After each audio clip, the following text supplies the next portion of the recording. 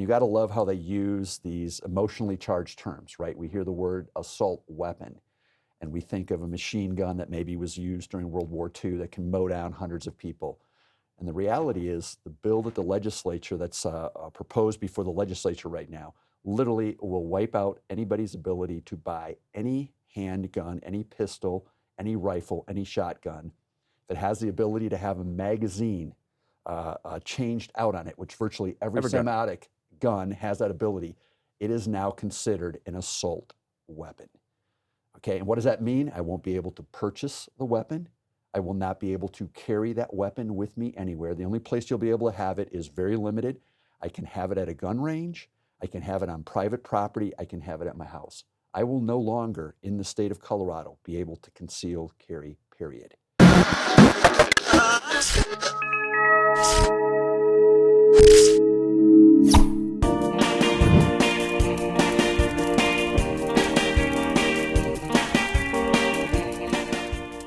Sadly, they're back in session, and they're coming after our guns. Maybe you like that. I used to like that. I'm a little different about that now. The Colorado State Shooting Association keeps an eye on gun legislation. Their vice president is Ray Elliot. Thanks for being here.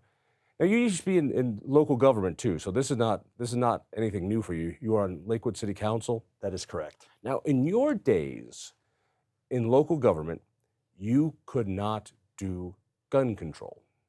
That is correct. Why was that? Because he asks knowingly.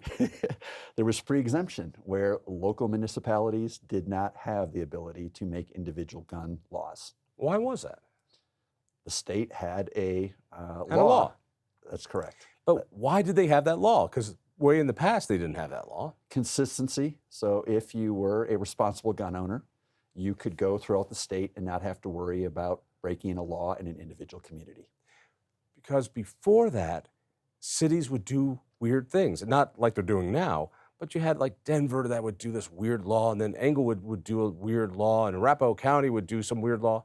And people were breaking the law without knowing it because they would take their gun to the shooting range, and by crossing a border they didn't even know they crossed, they became criminals, and they got prosecuted, and they lost their guns, and then they had records, and bad things happened to law-abiding citizens just because they drove their car.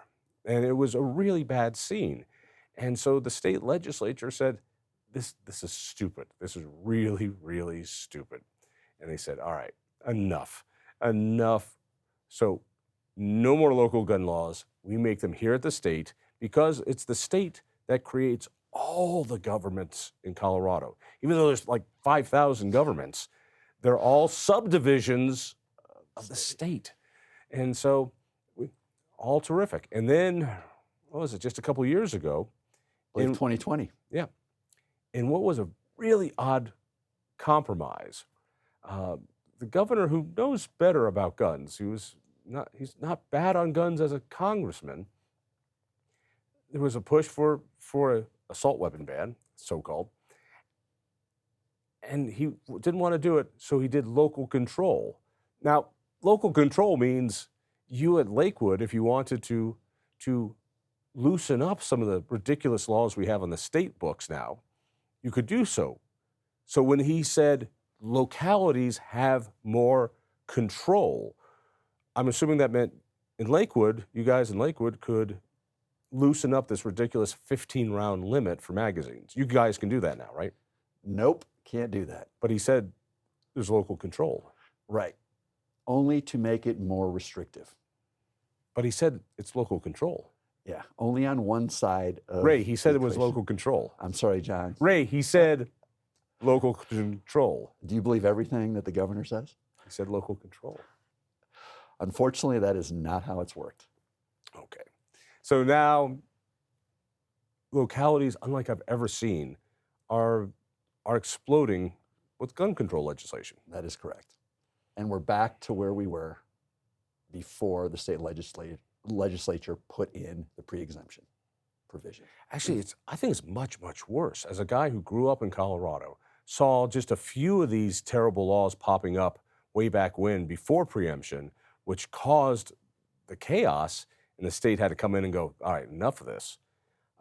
Now with all the Michael Bloomberg funded groups, you know, Moms Demand Action in every town for, what's the euphemism they use?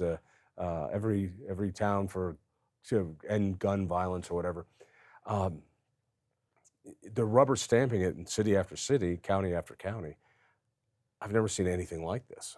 Yeah, it's pretty remarkable.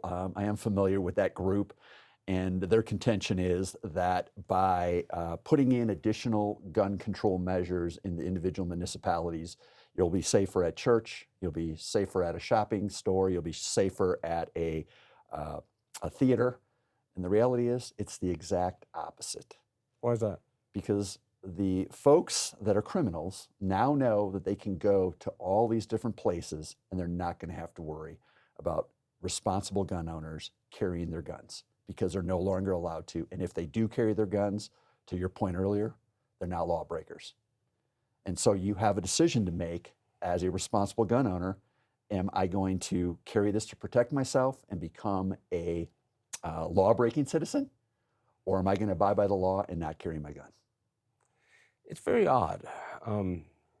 Maybe you don't know this, but as a young man, I was anti-gun. Wow. Wildly anti-gun. I gave money to Handgun Control, Inc., and I was really, really emotional about it. And it took my brother, who bought a gun. He bought the gun of choice for most drug dealers. I thought he was insane. He bought a Ruger 1022, which was the 22 rifle that every kid in Kansas gets on his 13th birthday. And I thought he lost his ever-loving mind. And he brought it over to my place. And what? And I flipped. But over the course of a couple years, he took me shooting. Still thought he was crazy. We took it apart. We examined the internal safeties, the external safeties. Still freaked out. But over time, once the emotionalism started to melt and I started doing research, this is where I found crazy people like Dave Kopel and started finding some research. And I started looking into it, and I could look at it not as a symbol, not as a swastika, but as a piece of machinery. Then I could look at it differently. Once I did that, it changed the way I looked at it. And that's why I'm now a life member of the NRA. It's why I'm a gun activist. It's why I'm a gun owner. It's why I'm not going to give up my guns. And it's why I'm not going to stand for this. And they'll have to arrest me and take my guns. But I'm sympathetic to those people who see this. I'll go one further. The shooting at the King Soopers in Boulder is the shooting at my store. My daughter was supposed to be in that store at that time, but she got her schedule mixed up. The babysitter that I use was going in as people were flying out. And when it was all happening, I emotionally reverted back to that, what am I doing? And I had to rebuild my thinking. And it really took me some time. I said, I need to reassess this. I got right back to where I am, but I remembered that feeling like this is crazy. So I understand people's emotion about it, which is, I've had enough. Make them all disappear. I want the unicorns to come and disarm everybody. Unfortunately, that is not the society that we live in. It would be so nice to say we don't need guns anywhere. But the problem we have as we instill more and more gun control measures is the responsible gun owners are wiped out, and now it's the criminals are the only ones to have the guns. And now the responsible, law-abiding citizens no longer have any ability to defend themselves. If we think that the police are going to be able to respond, and if you look at that King Soopers and what happened there, by the time they responded, 48 minutes before they brought that guy out. 48 minutes. And pretty much the shooting was over with, correct? I mean, the people were dead, I think with the exception of the officer that went in, and as soon as he went in, he was shot. But most of the stuff happens in a very, very short period of time, the mass Look at shootings. Uvalde as the other example, as they cowered outside the classroom. And it's also interesting, you look at where mass shootings were stopped. And it was the Old Town Arvada. A responsible gun owner who Right. took out a guy that wanted to really go do a lot of damage to a lot of people. You look at the New Life Church in Colorado Springs, Genius Indianapolis, Psalm. Indiana, right at the mall. Right. The individual that went there, even though he wasn't allowed to by the mall code, went in and stopped somebody from killing tens of, or maybe even hundreds of people. Yeah, so amazingly, we're talking about a store, we're talking about a church, we're talking about public spaces that now these new laws are saying you can't carry concealed there. As a person who wants to protect your life. It's odd, and something I'd like to see. So we've changed the law here in Colorado that police are personally liable up to a certain extent if they hurt somebody, and they are personally liable for their activities. That's changed. That is a new thing. Fairly recent, yes. I wonder how politicians would feel if they put in that law that says you can't carry your gun, if someone can't defend themselves now, if they are personally liable, if someone cannot defend themselves because you disarm them. I think that would be reasonable. Yeah, no, it makes a lot of sense. And in fact, John, I don't know if you're aware, but there is a bill that we've received the preliminary text on called the Assault Weapon Ban Bill, or the Mass Shooting Prevention Act of 2023. And you got to love how they use these emotionally charged terms, right? We hear the word assault weapon, and we think of a machine gun that maybe was used during World War II that can mow down hundreds of people. And the reality is the bill that the legislature that's proposed before the legislature right now literally will wipe out anybody's ability to buy any handgun, any pistol, any rifle, any shotgun that has the ability to have a magazine changed out on it, which virtually every semi-automatic gun has that ability. It is now considered an assault weapon. Okay, and what does that mean? I won't be able to purchase the weapon. I will not be able to carry that weapon with me anywhere. The only place you'll be able to have it is very limited. I can have it at a gun range. I can have it on private property. I can have it at my house. I will no longer, in the state of Colorado, be able to conceal carry, period. Again, the title of the bill is laughable. Intentional. Intent, yeah. It will not prevent mass shootings. That is correct. And it does not outlaw assault weapons. Assault weapons are already illegal. That is correct. It's very difficult. It's not impossible. It's very difficult to get an assault weapon. Assault weapon means that when you pull the trigger, more than one bullet comes out the barrel. All right? That is a select fire machine gun. Yep, automatic. Now, and I get it. When I was ignorant about guns, you look at something like an AR-15, and it's black, and it looks like an M16. It looks very much like an assault weapon, but it isn't. It's just a semi-automatic gun. Now, every single pistol, not a revolver. Revolvers have the little cylinder, you put 6 shots in them. Every single pistol is a semi-automatic. That is correct. As written, this bill would outlaw every pistol. That is correct. Every hunting rifle with a removable magazine. That is correct. Every shotgun that has a removable magazine. Any modifications that are done to guns that help with the accuracy of shooting, pistol grips, so on and so forth on rifles, which older people, women may like just because it makes it easier, there's less of a recoil. They are all put under the title of assault weapon. Virtually every gun that we know today that's being sold today is going to fall under an assault weapon. You know what's so laughable about this is that people who don't understand something shouldn't be the ones regulating that something. Agreed. You know, Agreed. if you know nothing about sewing machines, you probably shouldn't be the ones making laws about sewing machines. But when it comes to guns, somehow you know the inner workings of a gun. And a pistol grip scares you because of what it looks like. But if you step back and if you remove the emotion, a pistol grip on a rifle only allows someone more control over it. That's it. Anything that helps with the control of that gun, to your point, makes it a safer gun. That's exactly right, and yet is now considered an assault Yeah, weapon. so somebody's got a hunting rifle or a sporting rifle, and they want to shoot more accurately. Maybe they have a small frame body and they want to lessen the recoil.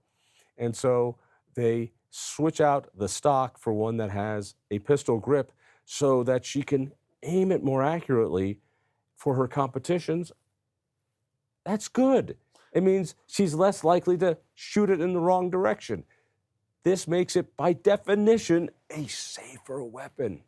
Yep. We And it should doesn't even applaud matter that. whether you put the pistol grip on, you put a suppressor on a gun, if it has the capability to have a pistol grip or suppressor, it is outlawed and now considered an assault weapon ban. If you don't do anything with the magazine, you don't increase the number of bullets you can have, it still is an assault weapon.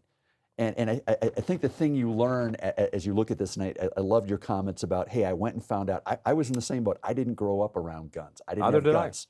Neither did And I. I think one of the smartest things I did was went to a class to get my concealed carry permit and found out about guns to become more familiar with them, to become more comfortable with them. And I wasn't comfortable. My wife, her dad was a Denver police officer, was in the Denver police force his entire life. She was very comfortable with them. I was not. And I went to that class, and then you actually go to a range and you try them out, and it's amazing. And I think, to your point, the folks that are in the legislature that think they're doing something positive, which they probably do, should go through some type of a class to learn a little bit more about what they're doing and what this is going to mean. And I love your point. Hey, if I can no longer carry a gun now, my wife, in case I die, should have the ability to sue the state for not allowing me to protect myself. And they should be personally liable. I like that. The same way that a cop now is personally liable if they kill somebody. Yep. They are the only reason your wife can't carry a gun in certain places in the state. So it's just so laughable that they don't understand what the I go back to this when Diana DeGette didn't understand that magazines, when you use them, you don't throw them away. I mean, it is laughable. And I don't blame anyone who doesn't understand that. Agreed. But if you don't understand that, how can you pass legislation? How can you be doing this? All right, here's the difference, though. Democrats have a supermajority in the House in Colorado. They're one vote away from a supermajority in the Senate, and given how squishy some Republicans are, they can probably find that one vote. The governor, in his State of the State address, didn't mention anything about an assault weapon ban. Do you think he's going to stand up and protect gun rights? He's already unleashed this hellscape of gun regulations and gun grabs. Did you say Governor Polis stand up for the Second Amendment? I'm asking you, will he stand up? Not a chance. Well, what do you mean? Because, to your point, they have the supermajority virtually to override any veto. I don't think he's going to do that. I think. Now, listen, it used to be, you, young man, I don't remember when, it used to be that Democrats in this state were gun owners. They were farmers and ranchers. They were union members. It was not a partisan issue being a gun owner here. Dick Lamb and Roy Romer and those before him were not anti-gun. I don't believe Polis himself is an anti-gun guy. other than this local control compromise he made, which unleashed this anti-gun, gun-taking hellscape we're living through.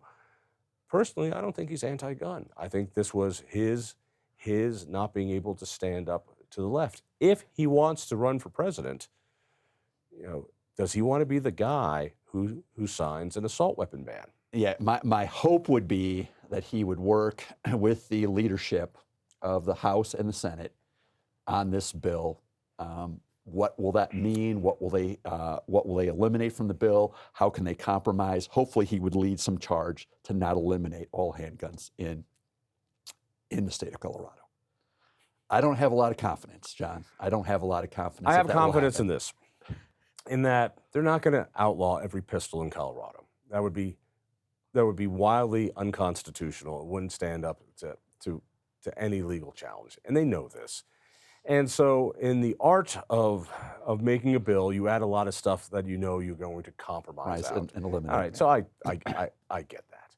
And then he can talk about the compromises he's made. The question is he going to outlaw certain types of so-called assault weapons? Yeah. Those of us who have these awful weapons, we're not giving them up. We're not registering them. We're not going to do a backdoor registration, which this makes. It will turn a whole class of us into criminals, and for doing nothing. Yeah. For doing nothing. Well, and the best part of it all is, depending on which county you live in, should you be caught with one of these weapons, maybe it's in your car and you let the police know, you get pulled over because you're going too fast. You have to provide proof of ownership of that gun.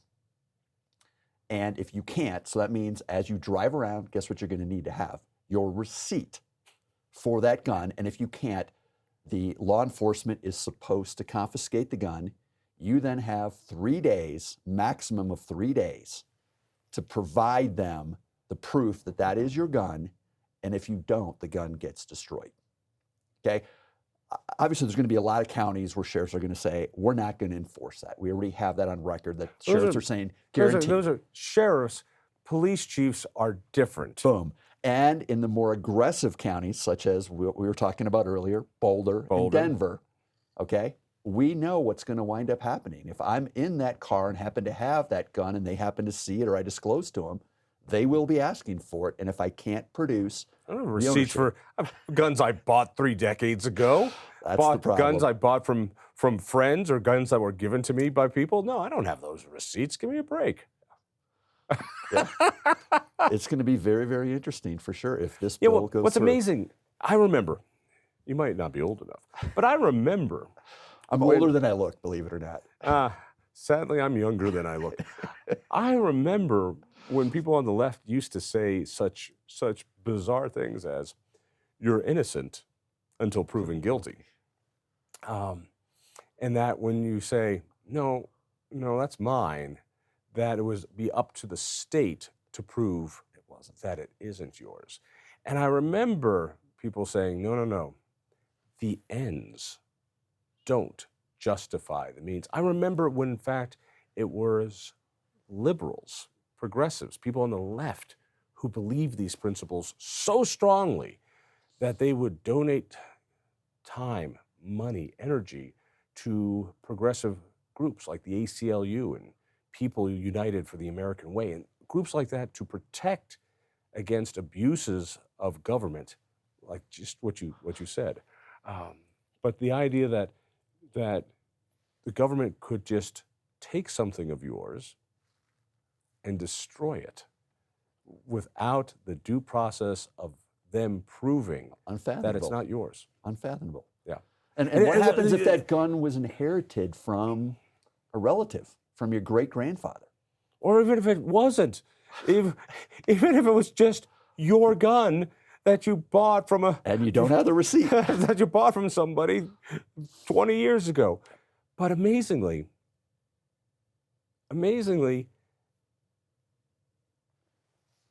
these same people trust government that much. Will they trust them on the issues that they're scared of government about? This is what scares me is finish the equation here.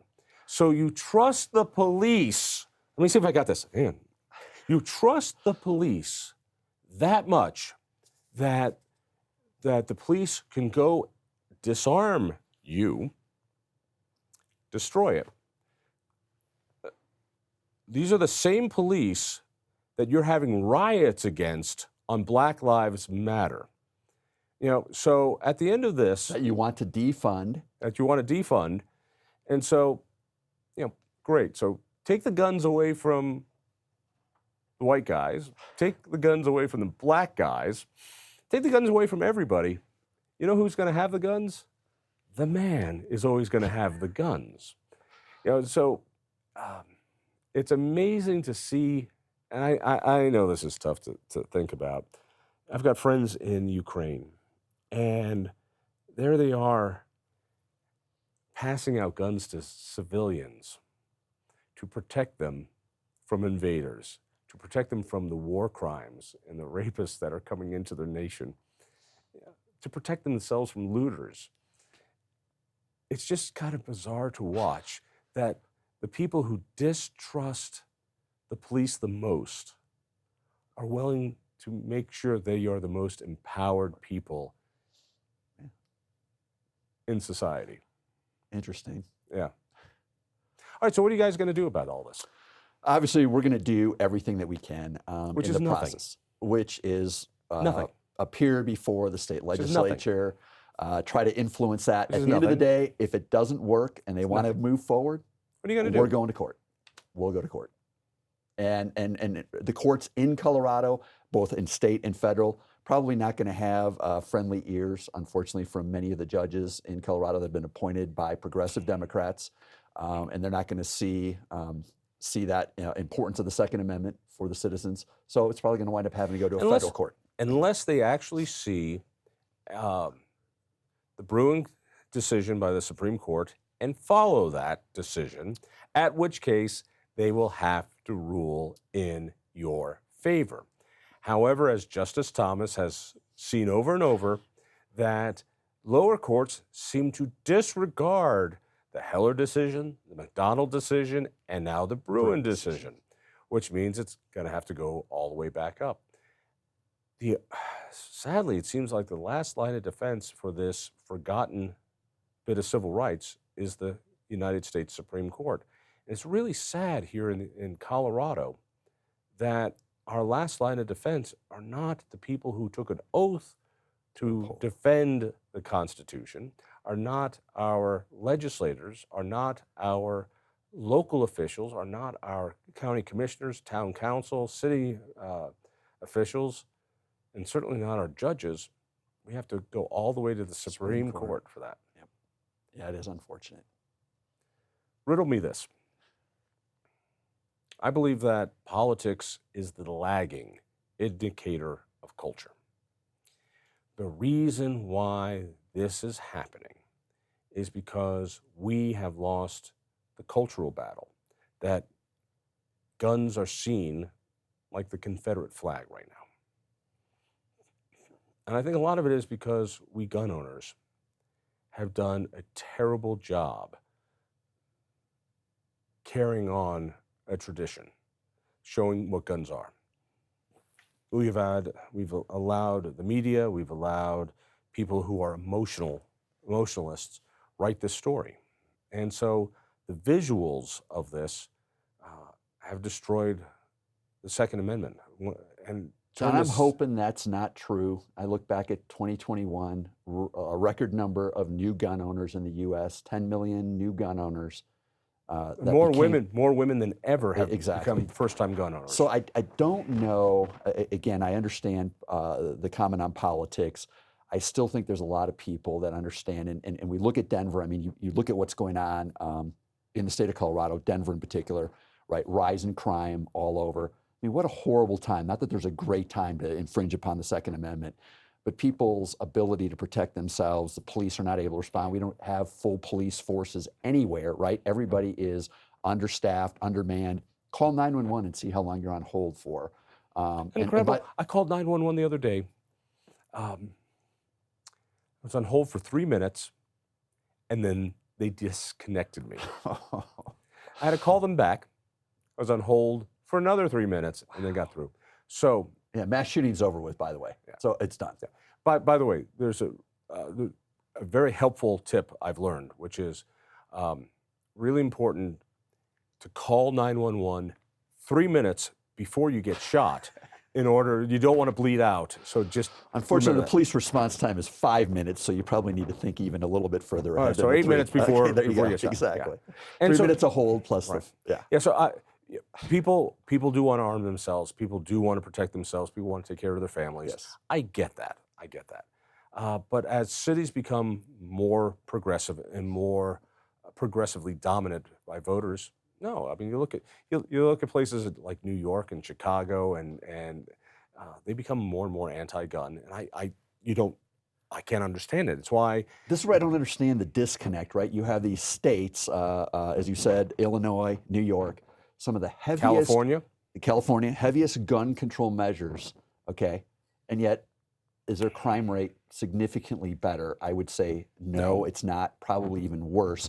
I was just sharing this bill with a friend of mine who lives in California who happens to be anti-gun, and he's like, you guys are going further in Colorado, if this bill passes, than we even have in the state of California. So we're no longer, I know there's a concern, we're becoming California. Oh, no. No, we're much We're going to farther. go way further than California with all this, further than New York. Yeah, it's crazy. It is, and for a guy who grew up here, it's sad. It's sad on a whole bunch of levels, because any government that starts stripping people of your civil liberties, this is just the first one, And I look. Where does it end, right? Well, you look at the I know it sounds very Fox News-ish, but when you start looking at the woke world and speech codes and you wonder where it ends, and I just don't like it. I really don't like it. I feel like it's scary that we have to depend on the courts. So let me go back to the question. It's good that you're going to be trying to fight it. It'll be good that we'll make a horrific bill slightly less horrific. Something's going to pass. Even if nothing passes, what's going on the local level is just a sign of what's to come.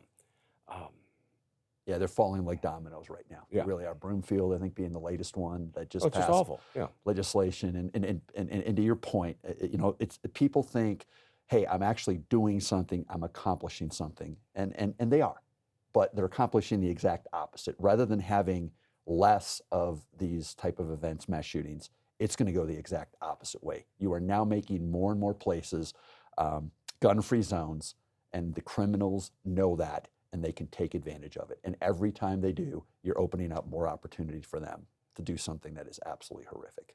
Culturally, though, we're missing the opportunity. Culturally, we're losing it here. That's a sad. We can talk about every time these laws are proposed. It's a great sales incentive. Obama was the biggest seller of guns that America has ever seen. In fact, when it looked as though Hillary was going to become president, couldn't hardly find a gun. you couldn't right? find a gun. Yeah, You couldn't or find a gun. ammunition for that matter. Right. And then once Trump won, there was a glut of guns because people who were hoarding guns and buying more guns, all of a sudden you could buy an AR-15 for $400. All right, they were everywhere because we're safe, and not realizing that now it's happening on the local level. And people might feel safe because there's Republicans in control of the House. No, it's happening locally. Right. My point being, when Obama was president, when Hillary was going to be president, everybody's hoarding it. I worry that it's a bunch of the same gun owners buying a gun a month. Great, buy a gun a month. You know what's going to happen? When you die, great, you got 50 guns in your basement, and you're going to give them to your daughter, and your daughter's going to go, I don't want these, and it's illegal for me to take them, and I'm not into guns like Dad, and my husband, well, he's a coder from LA, and, he's not going to take them. So we just give them to somebody, or we sell them and they just get killed. We haven't done what my brother did, which is to take 2 years to slowly introduce somebody who is smart enough that they shouldn't be emotional over guns, and actually bring them along to the point where they go, all right, now I'm not emotional. So now I can actually look at the facts. And once you're there, it leads you to someplace else. I don't think gun owners, as general, huge stereotype, I think they're lousy salesmen. Yeah. I think, the whole idea of the build cap, camouflage guy with a beard going out of my cold dead hands is ever going to get new first-time gun owners to have the scales from their eyes and get the emotionalism out of them to the point where they're willing to do the research and look at it. Maybe one of the things, and that's one piece our organization is involved in, is education, right? Trying to educate as best we can. Obviously, there's so much going on in the state that our focus has been trying to get good legislators elected, fighting bad bills, but the whole education aspect, I mean, I look at it, I was not opposed to guns, but it really was that education aspect and learning more about it. And I still feel like I'm a novice compared to a lot of people. Really was eye-opening. So getting other people, I like your idea, getting other people that maybe not as comfortable around guns, getting them comfortable, bring them to a range, show them how a gun operates. It really isn't, there's not that much really involved in it. Being able to handle a gun, how can you take it apart? How does it work? Just like your brother did with you. I love that idea. So I wanted to start a movement. I did a column on this, and it was, I'm giving away one of my guns. And so I put out a column. I said, I want to do the same thing. I want to start a give a gun movement. And so I wrote up, I've got a 9mm. I want to give it to somebody. And so send me an email. I'm going to give you my gun. And my idea was I wanted to give it to some younger person who needed a gun. Instead, I got more 60 and 70-year-olds who go, I need a gun. I need a gun. Give me the damn gun. I need a gun. Now you have to be under a certain age, right? And finally, I got a mid-20s lady who said, just broke up with my boyfriend. I'm living alone. I'm a little nervous. I've never had a gun, but, and met, gave her the gun, went through the transfer. It was on she had to go get a class. She needed to, I wanted to make sure that she did that. And then I follow up with her later. And I also said, watch out for the gunnies. When cute little thing at the shooting range, all the guys go, well, let me tell you, honey, what you need to do is this. No, you need to do this. And I need to say this. And so I followed up with her a month or two later and talked to her. And she said, oh man, were you right? So I go into the range and they just, I'm mansplaining. And she said, once I found a female instructor, it was so awesome because everybody left us alone and I learned how to shoot and the instructor wasn't mansplaining things to me and I could learn how to shoot and it was a lot of fun. And now I sleep really well at night in my place, knowing I can defend myself if I need to. And I asked her if she lost any friends, and she said, I kind of did, because some of my friends were like, you have a what? But she said, a couple of my other girlfriends were like, really? Can I see it? How did you do that? And they were like, oh, and that's the curiosity. And what I found, particularly with the concealed carry, and tell me if this strikes true, particularly among women, was, what? Cheryl has a concealed weapon? But Cheryl seems so normal, and that's very true. It reminds me very much of when, for those of us old enough, when gays started coming out more naturally, like, Bob? But I like Bob. Bob seemed like an okay guy, and then it's like, no, yeah, they're all okay guys. And I think it's very accurate. People that I know that maybe aren't gun owners and everything, you let them know you have a CCW, and they look at you significantly different. Mhm. Whether you're a male, whether you're a female, probably even more so with a female than with a male. Like, what in the world is wrong with you, buddy? Why would you go do that, right? No concept. No concept. I at all. read an article by a guy in Silicon Valley, Asian guy. He said it was so much harder for me to come out as a gun owner than to come out as gay. Wow. He said, coming out as gay, everybody loved me. When I came out as a gun owner, I was shunned, isolated, and nobody talked to me. Unbelievable. Yeah, the hatred of that. Well, and the process to do it, I mean, I live in Denver. I literally live in Denver. That is quite the process to get a concealed carry. And Yeah. I have no record, no problems at all, but it is pay your money, make sure you have all your documents, and wait for us to get back in touch with you. And we'll get in touch with you, right? There's certain things they have to issue within a certain period of time. Denver doesn't care. What am I going to do if Denver doesn't issue in time? Am I going to go sue Denver because you didn't issue it in 90 days like you're supposed to and it took you 150? They don't care. Keep in mind, before the shall issue, which Independence Institute was critical in getting passed, Denver never gave out a concealed weapon permit except to the occasional judge or favored politician. So if you were in the in club, you could get one. So I guess I'm in the in club in Denver now. Is that what I'm hearing, John? No, because of the shall issue law, then everybody now could get a concealed weapon permit. Wow. And now, here's the other good thing. 9% of all Coloradan adults have a concealed weapon permit. That gives me hope, but it should be 20.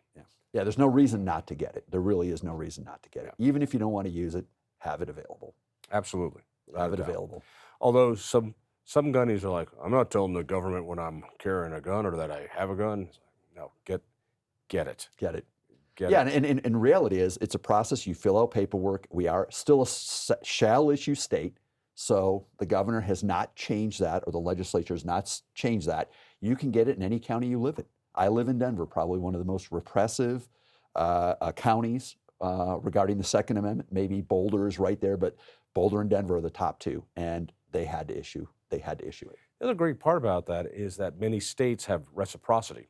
That is correct. So when you go to another state and you're traveling and you want to bring your gun with you and conceal carry, you can do that. So when you're road tripping, you want to do that. Just make sure you're aware of which state that is. Exactly, because you may go somewhere, and if you have to pull your luggage out, if that's, I think New Jersey is a great example.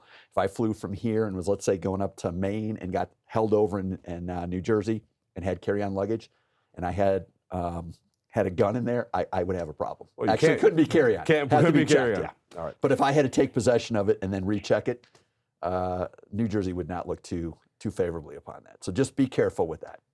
People want to get involved with State Shooting Association. We'd love to have them. Our membership with this issue, we've seen a significant increase. They can go to cssa.org, become a member. Really? You got a 4-digit URL? That's rare. 4-digit URL. That is That's correct. not bad. Yeah, it's not bad. And you'll see right on there how to become a member. There's resources available. This bill that I'm talking about, if you go under the resource tab, you can see. I've read through it. It's 16 pages long. And again, as we said, devil's in the detail. Do not fall, as we said earlier, for the title of the bill. And then the other thing we have is, so if we're going to wind up having to fight this in court, as we mentioned, there's a cost to doing that. The NRA, we are partnered with the NRA. We are the state association of the NRA, and the only state association with the NRA. They have already said they will support us, but our organization is going to have to come up with a significant amount of funds to help with the NRA in fighting this in court. Are there any other gun bills so far? There's a few others we've heard of. Background checks on purchasing ammunition. Imagine that. Yep, that is one that is in the hopper. Another one. What the hell? Exactly. Another one changing the age. Right now, 18-year-olds are allowed to own certain types of guns. Long guns. Yep, they want to bump that up to 21, so nobody under 21 is going to be able to have any type of firearm whatsoever. There's another bill saying that if for every firearm you own, you're going to have $1 million of insurance for each gun that you have. So, John, your entire collection of guns, you're going to have a crap pile of insurance if that goes through. And then one that's really concerning is that There's another way. They want to get registration. They want to know how many guns you have. This is all of these bills. They want to know how many guns you have because they want confiscation. That's the end goal, and they're very patient about this. They want to be like New Zealand. They want to come after the guns and destroy them. Well, which is why they think we're nuts. All right, I get it. You think we're nuts when we say we will never, ever let you know how many guns we have. We will never let you know how many guns we have because we know at some point you want to confiscate them. In fact, say even the ability to transfer, right? Yeah. Once this law goes into effect, you're going to have no ability. It is an assault weapon. You die, you can't pass it on to your kids. Right. It has to be destroyed according to the legislation. It's over with. Right. So again, I don't want to cry chicken little, but this bill, everybody who's looked at it, explain very this one. concerned. Explain this one to me. When you're talking to somebody, maybe they're not crazy emotional. They've calmed down a couple steps, and you're trying to explain to them why we feel so passionately that we just want some common sense stuff. You understand gun control is just a ratchet. It never steps down. It's always, well, we'll bump it up to 21. We'll have a cooling off period. No open carry. Well, just this, and it just boils the frog, to this. Frog. But why it is that with each one of those, we know that it leads inevitably to this. I'm not worried about me. All right, I got guns. I'm going to be okay for my life. Yep. I am worried about this for future generations. Exactly That's why I'm so passionate about this. Yeah. How do you explain?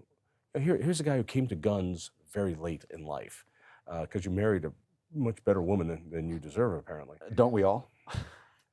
Yes, but I'm divorced. That's how good she is. She was smart enough to dump me. How do you explain why this issue is so important? It's what do you care? It's whether it's 15 shots or 16 shots, dude. Come on, John. When I go back to the founding of the country, and you look at what the people did to give us the freedoms that we have, the folks that signed the Declaration of Independence were all independently wealthy. They would have been best off just keeping their mouths shut and not doing anything, and letting England continue to rule the country. But they knew that there was a better way, right? And they gave up their families, their fortunes, their property, everything, not for themselves and their families, for us. As we look at this, I'm at the same spot you are. Probably going to be fine in relation to guns, although this bill, little concerning in our ability to carry them. But what about my kids, my grandkids, and their ability to defend themselves? The police are not there to be able to protect you from every situation. It's just not. They cannot respond quick enough. There's not enough of them.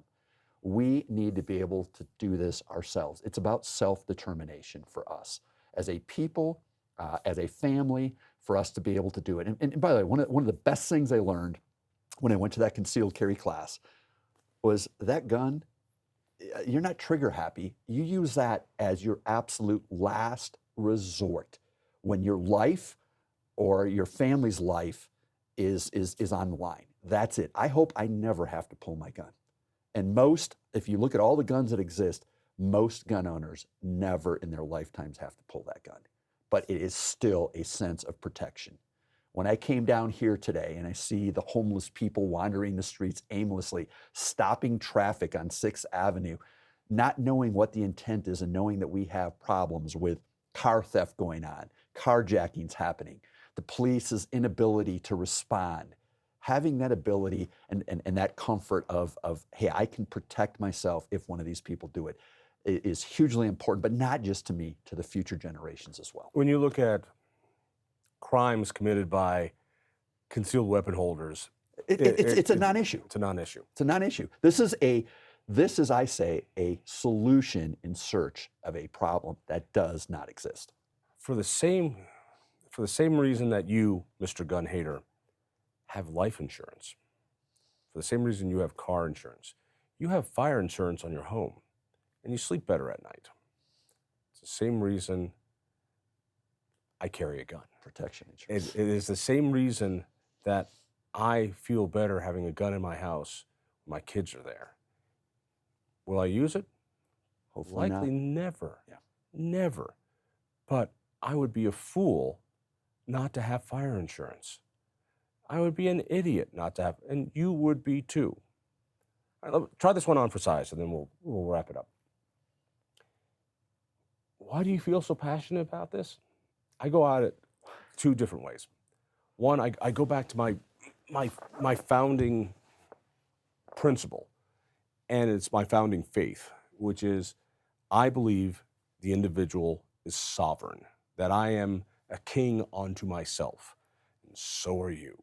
And from that simple belief, every other belief springs from. And that you're a king and I'm a king, and our kingdoms will work together when we want. I think they called that natural law back as the Declaration of Independence was declared and the first Constitution was established. But call it what you will. Government can't give me that. That Right. exists outside of ourselves. Right. But as a sovereign, that means I have certain rights. I have right to live. I have a right to own things. I also have a right to defend myself. And it's going to be a little hard for me to create my own army, but I have a right to self-defense. And a firearm is that right to self-defense. Furthermore, I know that governments go bad over time. Mm-hmm. And when the sovereigns all have their own army, that is, we all have our own guns, the chances of the government going bad goes down quite a bit. And that's why every tyrannical government never allows their subjects to be armed. A free government does not fear armed people, armed citizens. A tyrannical government always fears armed citizens. And if you believe in freedom, you believe in free armed citizens. And once you disarm citizens, over time, no, not tomorrow, but in decades, centuries ahead, no, it's the invitation to tyranny. That's why. I couldn't agree more. Thanks for everything you do. Thank you. So it's SSA.org. Thanks so much. If you enjoyed that conversation, by all means, click one of these other great programs. We have the best conversations with the most fascinating Coloradans. And subscribe to our channel. Just click down below and hit that little bell button too. You don't want to miss a single show.